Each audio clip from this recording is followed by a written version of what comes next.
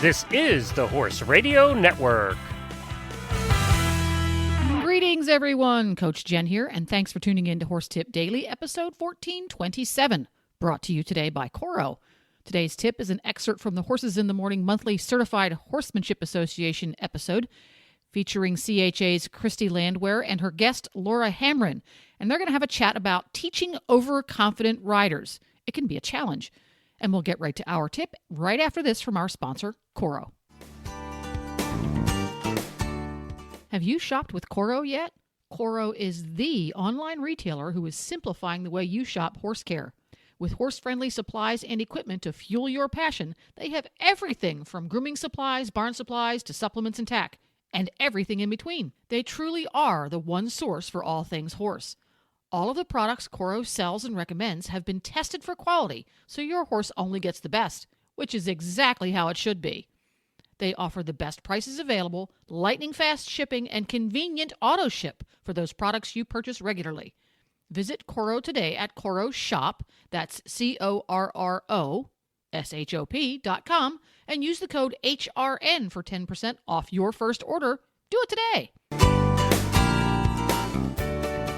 Our next guest is Laura Hamrin. She is the owner of Hearts Fire Equestrian Training in the Dallas-Fort Worth area in Texas. She works with all disciplines, helping to build confidence in both the horse and the rider. She is certified with us in our Instructors of Riders with Disabilities program as clinic staff, also as an English and Western certified instructor and a PATH CTRI mentor, and equine mental health and learning certified. She also does some consulting work on the side. Hello, Laura. How are you? Doing fantastic today. So we're going to jump now, Laura, into working with riders. You've obviously been an instructor for a really long time, and it would just be really great to have a conversation because obviously not all riders are created equal physically or mentally, right? Like some come with issues. Laura, how about overconfident? You'd mentioned that you've worked with a lot of those, and I don't think people talk about this one as much. I think people think, oh, well, if you're overconfident, you're fine, and that's absolutely not true. So I'm really glad we're going to have a conversation about this.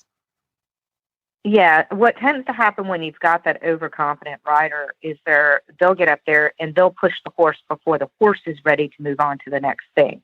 So they may be more inclined to pop the jumps up and get the jumps higher prior to the horse really being ready because they feel like they're ready. So they may push that green horse a little bit faster, which then puts holes in their training, which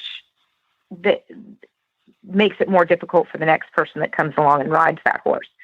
So I'll make them step back. I'll get them into the round. I'll again back to the round pen.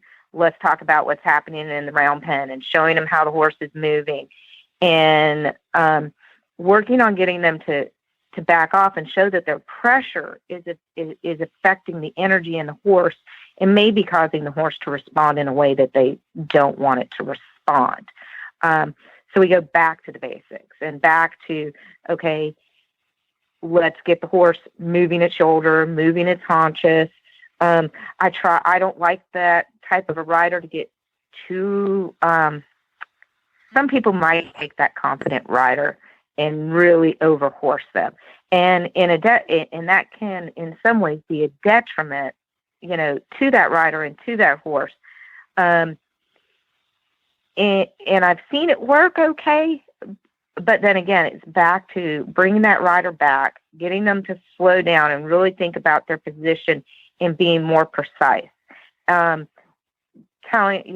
them that they want a quality ride versus a quantity in their ride. And what I mean by that is that you want a better movement out of the horse than you do getting over more fences or getting around the barrels. That you're going to get faster time running your barrels if your horse is doing it correctly than if you just go out there and you're running them and not understanding how to run the barrels correctly, or jump the fences correctly. I work on helping them to build a secure seat because a lot of times those riders' seat doesn't seem to be as secure, and then they tend to fall off more. A lot of your overconfident riders end up having bigger spills and bigger falls because they have forgotten more of how to stay on in the basics of really putting in that really building that foundation of their basics and their ability to maneuver the horse and ride the horse.